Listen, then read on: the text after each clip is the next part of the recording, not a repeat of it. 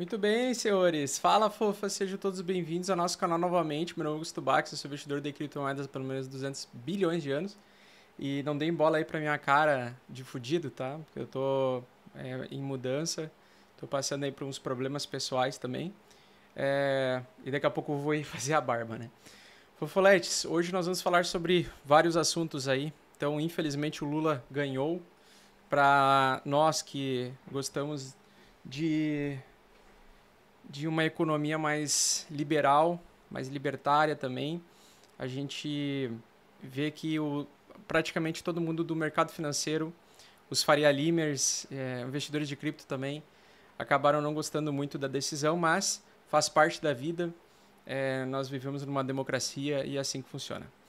Senhores, Lula venceu. O que fazer agora com os investimentos, tá? Gráficos do mercado que a gente vai falar hoje. A gente vai falar sobre S&P 500, Nasdaq, títulos de tesouro de curto e longo prazo, dólar, cripto.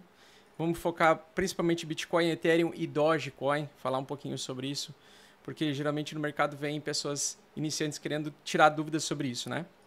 Então, quais são os passos aí que a gente precisa entender para essa semana? Bom, entender que o Lula ganhou, então, quais são os desafios do governo Lula? Bom, para mim, de longe, o principal aí, o principal problema vai ser isso daqui, tá? O aumento de gastos proposto aí pelo governo Lula, que já vai aumentar em 40% mais ministérios novamente. Então, quando a gente achava que a gente tinha um período de enxugamento da máquina pública, vai lá o presidente petista, esquerdista e começa a reinventar de novo, né, recriar o Ministério da Fazenda, entre outros vários ministérios aí da cultura, dos povos originários e o caralho a quatro, para enfiar um monte de gente incompetente para trabalhar e ganhar e receber dinheiro público, né? E logicamente quem vai pagar a conta desses ministérios a mais somos nós, então o povo brasileiro. Então, infelizmente, quem venceu foi a mão forte do Estado, né? Então o Estado ainda, as pessoas ainda estão acostumadas com o assistencialismo, com a dependência do Estado, principalmente o pessoal do Nordeste, né? Eu entendo que foi uma decisão muito, assim, brutal para nós, né? Principalmente porque pode acontecer um tipo de censura, pode ser que eles criem algum tipo de lei fazendo com que a gente tenha que, para falar de criptomoedas, perder a nossa liberdade em falar de criptomoedas, criar coisas novas aí e empecilhos da nossa liberdade que a gente enxerga bastante nos governos aí do PT. Bom, senhores, e quais são os desafios, então, tá? Então, os desafios é realmente criar uma forma de todo mundo aceitar esse governo, né? Porque atualmente nós estamos exatamente com 50% do Brasil indignado e outros 50% do Brasil feliz. A volatilidade que eu espero para o Ibov e para o dólar real, então a gente vai ver agora para os próximos dias, quando for definido quem é o ministro da Economia. Então essa é a dúvida do mercado financeiro brasileiro. Eu acredito que dependendo do ministro da Economia, se ele colocar um cara com viés mais liberal, isso poderia apaziguar um pouco os investidores, apaziguar a situação dos investidores com o PT, por exemplo. Ou se ele colocar alguém mais político, mais com viés da esquerda, aí nós estaremos, na minha opinião, fodidos nos próximos 4 anos. Então, se ele colocar algum ministro que consiga agradar gregos e troianos, a gente consegue ver a continuidade de força de alta do nosso mercado brasileiro, tá? Detalhe também importante para essa semana, pessoal. Eu quero falar sobre a reunião do Federal Reserve, que vai começar amanhã de tarde e que tem a previsibilidade de elevar pela 4ª vez a taxa de juros, pela 4ª vez seguida, a maior alta da taxa de juros americana desde os anos 80. Eu quero falar sobre um jornalista do Federal Reserve, tá? O que ele vem falando aí, o que ele escreveu hoje e que mostra sinais de que provavelmente o pivô do Fed, que está todo mundo especulando que vai acontecer em março do ano que vem, pode ser empurrado um pouco para frente. A Goldman Sachs espera que o pico de alta do Fed chegue à máxima de 5% em março e não passe de 5%. E geralmente quando a gente chegar no pico, o que eles estão querendo dizer é, quando chegar no pico, na máxima em que a taxa de juros chegar no seu ápice, eles e os mercados especulativos no geral acreditam que a gente vai fazer o pivô do Fed, né? Que seria aquela compra de fundo majoritário de mercado de ações americanos, mercado de criptomoedas também e mercado de ações da Nasdaq, tá? O balanço da Berkshire Hathaway também, eu quero falar um pouco sobre esse banco inglês, vamos abordar esses assuntos. E também, terceiro passo, a gente vai falar sobre análise gráfica e condições técnicas aí para a gente ver se realmente estamos próximos do pivô do Fed ou não. E o que precisa para acontecer. O dólar vai ditar os preços, a semana é de reunião do Fed, a tendência semanal, qual é a tendência vigente agora, né? Se a gente voltou a uma tendência de alta semanal ou não. E se a Dogecoin vai ultrapassar a Cardano, né? Ou, aliás, a Dogecoin ultrapassou a Cardano em tamanho de mercado, mostrando e provando que o mercado ainda de cripto ele é completamente especulativo, tá? Depois nós, por último, vamos falar o que nós vamos fazer. Bom, senhores, então esses são os assuntos aí de hoje, tá? Que eu quero comentar rapidamente com vocês. No tamanho de mercado aqui de todas as moedas, né? Deixa eu só dar uma atualizada aqui. Nós temos uma pequena queda no Bitcoin, Ethereum, pouco lateral, né? Na verdade, o mercado anda lateralmente. Dogecoin subiu violentamente aí nos últimos dias, movimento completamente especulativo, porque a Dogecoin já possui mercado de futuros em corretoras grandes aí, e também ela ainda é uma moeda de pump and dump, né? E na minha opinião ela subiu violentamente depois que o Elon Musk adquiriu o Twitter, tá? Então nós temos aí várias moedas andando lateralmente, nós temos Bitcoin, Ethereum, tudo andando de lado por enquanto, dando uma pequena enfraquecida nesse movimento de alta. Sobre o jornalista do Fed, né, ele comentou hoje, esse cara, Nick Timiraos, tá? Ele é um jornalista aí do Wall Street Journal, tá? Ele é basicamente o jornalista do Federal Reserve, tá? Tudo que ele posta, o mercado reage. E ele comentou agora pela tarde, né, que o Fed tá tendo um prejuízo operacional, pois ele está pagando mais aos bancos e fundos monetários com juros do que ganha em sua carteira de títulos. O Banco Central, que envia todos os superávites ao Tesouro, pode criar um IOU. Aí eu fui pesquisar o que é isso, né? IOU, para que a perda não afete suas operações. IOU, traduzindo aí para português, né? Seria um eu devo para você. Eu devo para você, que é praticamente um documento aí informal de reconhecimento de dívida, tá? Então, basicamente, eles vão tentar empurrar a dívida com a barriga. E o problema é, o Fed está acelerando a situação dos juros e é como se ele estivesse descendo de um barranco, aliás, é como se ele estivesse subindo um barranco olhando pelo retrovisor. Porque ele não pode nem parar de aumentar, elevar a taxa de juros para drenar dólares do mercado, drenar dinheiro circulante em excesso do mercado, e ao mesmo tempo ele não pode estimular uma quebradeira geral de diversas empresas e acabar com várias empresas aí que se beneficiaram das altas provocada pelo estímulo financeiro que eles fizeram nesses últimos anos após o Covidão, né? Durante o Covidão e após o Covidão, esse estímulo financeiro, né? Então eles estão se pegar o bicho, não, como é que é? Se correr o bicho pega, se ficar o bicho come. Então eles estão nessa situação aí de ter que subir e elevar a taxa de juros e mostrar que está conseguindo fazer um enfraquecimento da inflação, que é o grande objetivo deles, tá? Se a gente for ver alguns gigantes de hipotecas, como a Rocket Mortgage, ela está voltando a cair violentamente, atingindo um pico de cobrar taxas de hipotecas cada vez maior, perdendo muitos clientes e não conseguindo renegociar dívidas de clientes do ano passado. No ano passado, eles fizeram um sistema de alavancagem onde eles financiavam hipotecas para clientes e o dinheiro captado pelas hipotecas, eles ofereciam hipotecas a uma taxa um pouco mais alta para outros clientes. Então eles fizeram um sistema de alavancagem quase como um sistema de pirâmide e agora eles estão sentindo o baque. Por quê? Porque eles negociaram dívidas de longo prazo com uma taxa muito baixa e agora eles têm que ir atrás de parte dos clientes que eles hipotecaram as casas no ano passado e tentar renegociar a dívida para cima. Mas aí eu te pergunto, imagina tu compra uma casa, tu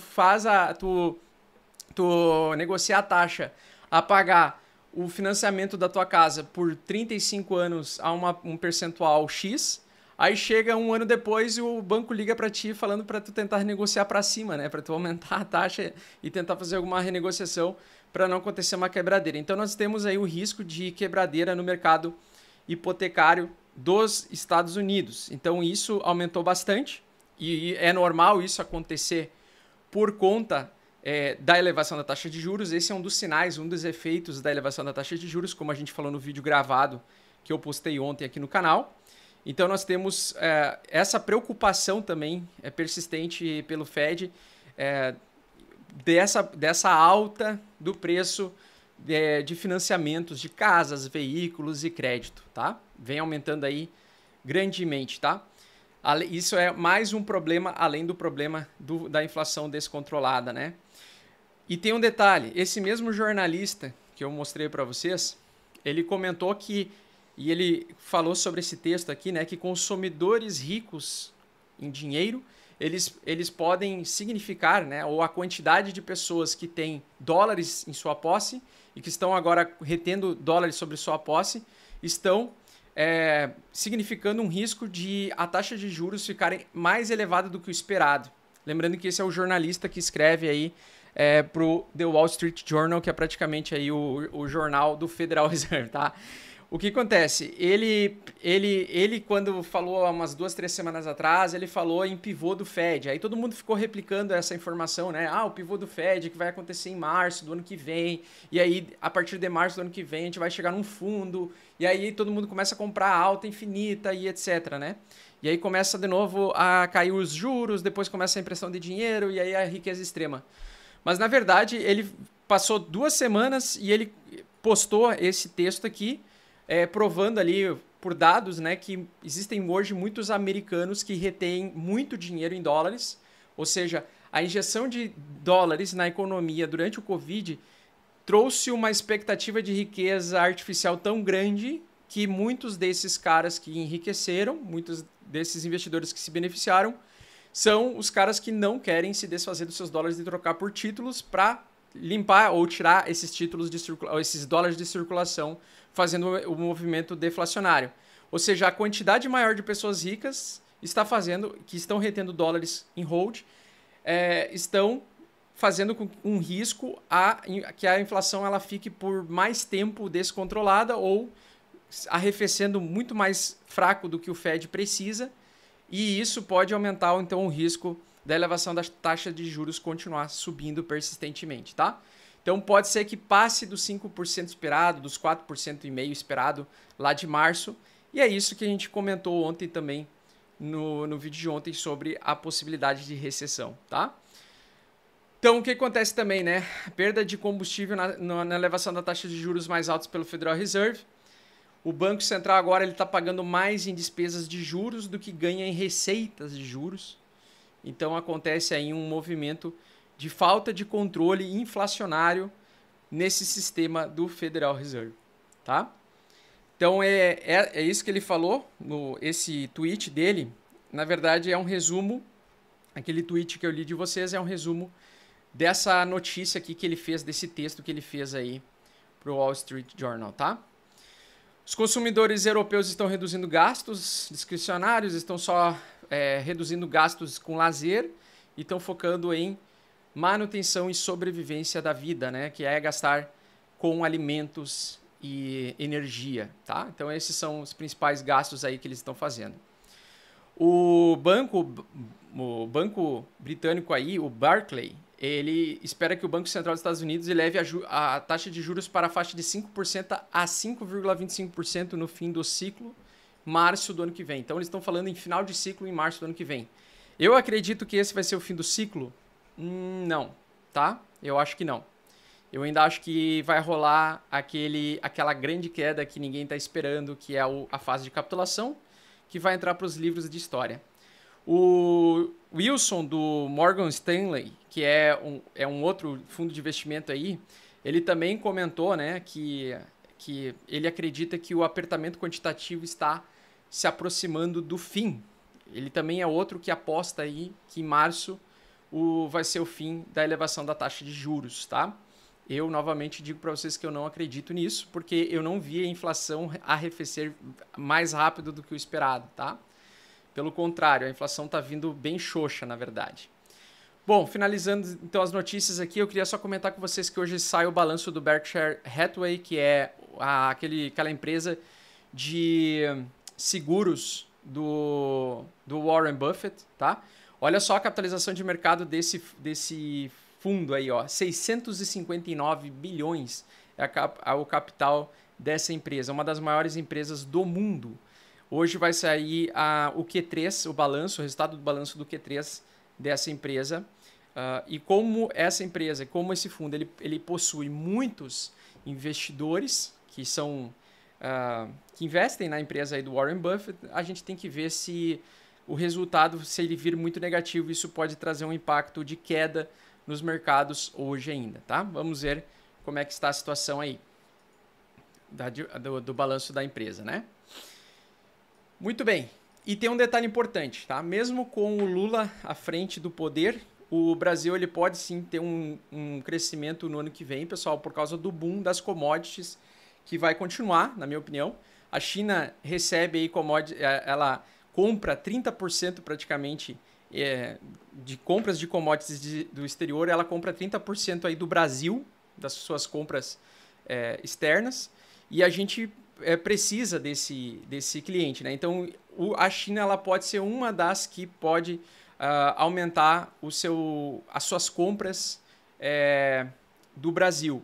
E a gente vê isso como algo positivo para o ano que vem. Então, mesmo com o Lula colocando um determinado ministro no governo, provavelmente o Brasil vai sentir um pouco de ganho de capital em diversas empresas, mas basicamente é isso, tá? Então eu acredito que o boom das commodities ainda vai continuar. Ele começou agora na metade desse ano e o boom das commodities já salvou o Brasil daquela quebradeira geral que aconteceu na grande crise americana de 2008, tá? Então, se vocês lembram bem, a gente viu o real, inclusive, se valorizar perante o dólar por 3 anos consecutivos. Eu lembro que eu comprei um PlayStation 4 lá por R$960, porque o dólar estava R$2, né? Muito bem, senhores. Então, em criptos, falando sobre criptos, né? Dogecoin substituiu e ultrapassou a ADA a Cardano como a 6ª maior criptomoeda. Isso, na minha opinião, é movimento especulativo por conta da compra do Twitter pelo Elon Musk. Toda vez que sai uma notícia do Elon Musk fazendo alguma coisa, basicamente a Dogecoin dá um pump, né? Para mim, ela é uma moeda de pump and dump, tomar muito cuidado para não entrar nela e pagar o lucro do pessoal que já entrou antes. E não acho que ela é superior, por exemplo, a Cardano e nem que ela deveria merecer estar no top 10 aí das maiores criptomoedas, tá? Bom, então agora vamos de análise gráfica, que é uma parte que o pessoal gosta bastante, né? Análise gráfica é o seguinte, vou falar, a minha projeção para essa semana é uma semana lateral, tá? Então acredito que vai ser uma semana doji ao longo dessa semana. Acredito ainda que o Ethereum pode retestar a região dos $1.484 por unidade. Pode cair no curto prazo agora até essa região. E dependerá de cair mais e além disso, se caso ele perder a região 618 de FIBO, que seria os $1.445 desse movimento de alta que ele fez, ele perderia caso o apertamento quantitativo viesse fora do esperado ou após a reunião do Fed, o presidente do Fed, o Jerome Powell, comentasse sobre coisas muito negativas. Se ele sugerisse que eles não estão conseguindo controlar a inflação, que eles vão ter que elevar a taxa de juros por mais tempo, a uma velocidade maior, isso com certeza desencadearia mais queda nos mercados, tá? Então nós temos no gráfico uma média 8 semanal andando de lado, o que sugere que nós vamos andar lateralmente ao longo dessa semana, tá? Nós vamos andar lateralmente dentro dessa semana.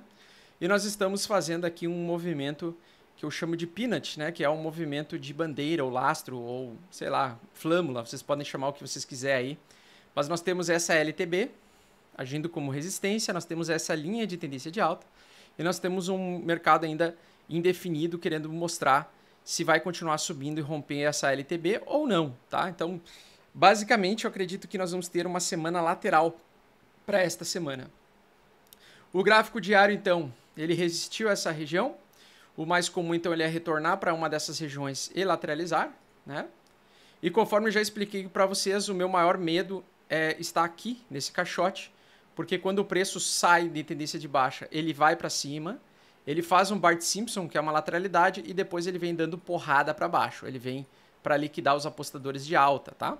Isso leva um tempo grande, às vezes leva do rompimento até ele voltar a cair, leva aí uma média de 40 dias, tá? Então pode ser que esse respiro dure aí mais algumas semanas, mas o mercado tende a lateralizar, tende a perder volume e tende a fazer o Bart Simpson. Como ele rompeu esse retângulo para cima, a probabilidade para ele cair no futuro aumentou violentamente, tá? Conforme eu expliquei para vocês nas lives do passado, eu gostaria que ele tivesse saído desse movimento, desse caixote para baixo, para depois vir liquidar acima. Como ele fez o movimento oposto, a minha expectativa é que ele suba até um certo nível e depois caia, tá?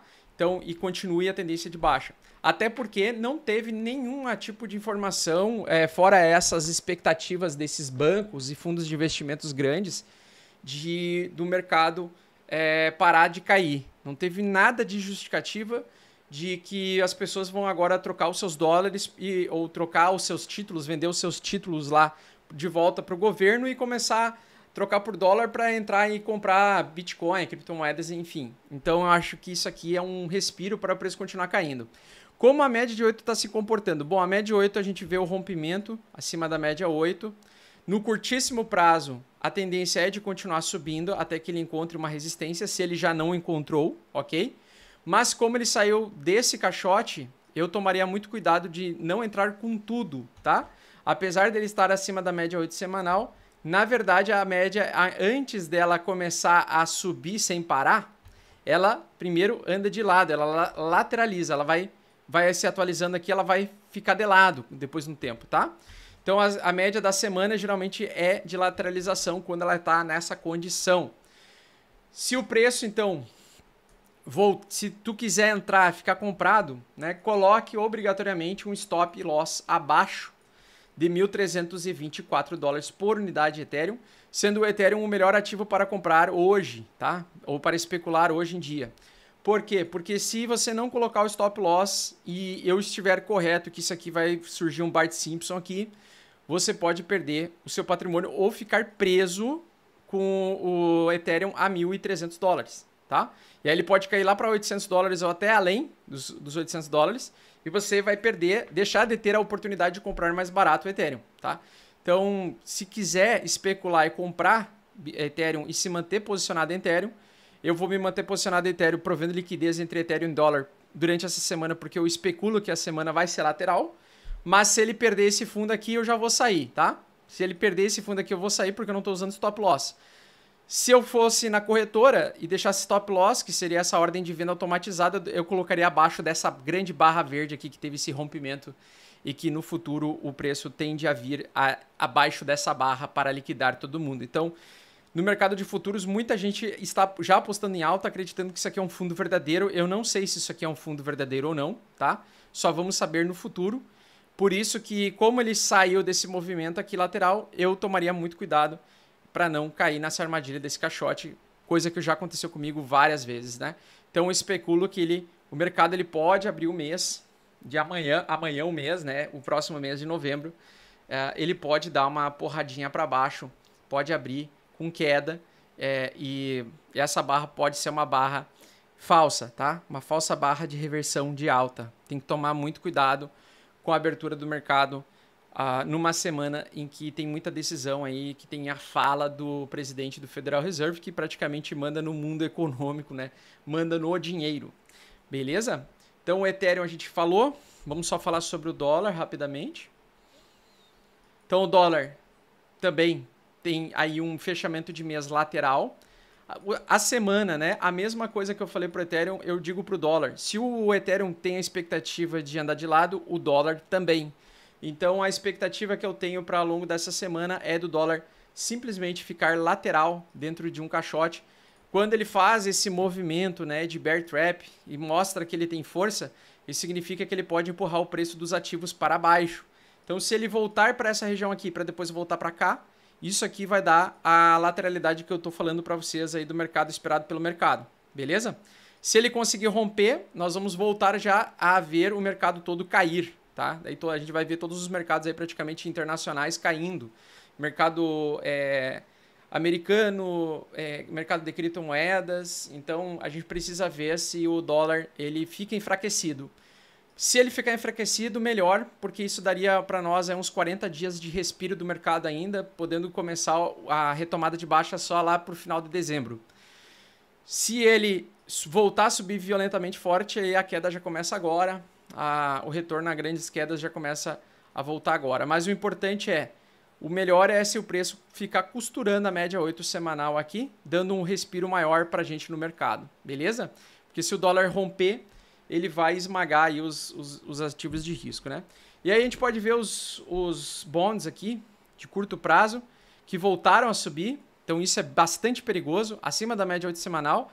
Se ele conseguir romper o topo anterior, o dólar vai ganhar muita força e vai se valorizar, tá? Então os bonds é uma coisa muito importante da gente ver. E os bonds de 10 anos ainda tá meia boca, mas seguem tendência de alta, fazendo topos e fundos ascendentes. Por isso o risco de queda é maior do que o risco de alta. Beleza? No médio e longo prazo, ainda nós estamos numa situação em que o fundo não foi formado, o fundo do mercado tradicional não foi formado. Beleza? Muito bem, senhores. E hoje, no Bitcoin a média da praia, nós precisamos se manter acima da média 8 semanal para trazer um impulso de alta.